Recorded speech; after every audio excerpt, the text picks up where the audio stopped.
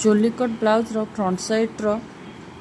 Extra 3-3 inch नहीं कि आम जब काटुचे ताले फ्रंट साइड रो चोली एका सहित बाहरी जीव यही कपड़ा रे। तो ड्राफ्टिंग आम से लाइन्स रू करिया हाफ कंधा हाफ इंच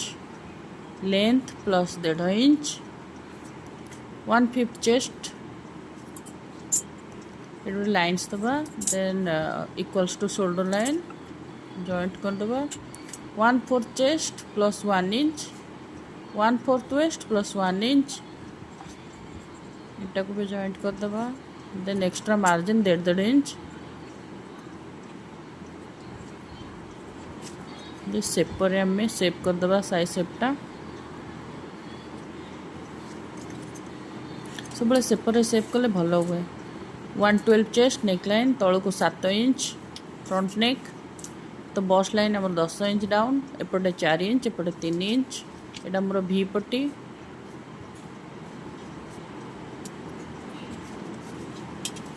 एठू आम 3 इंच नवा एठी भी मो नेकलाइन 3 इंच साइड शेप रु डाउन 3 इंच फ्रंट शेप रु नेबे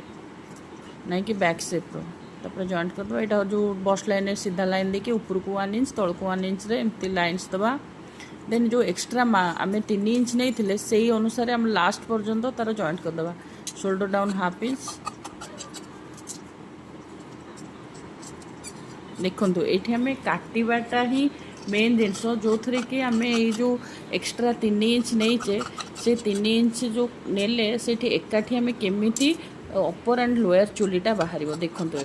भी पट्टी काढ़ी सारा पर आम यहाँ को सेप दबा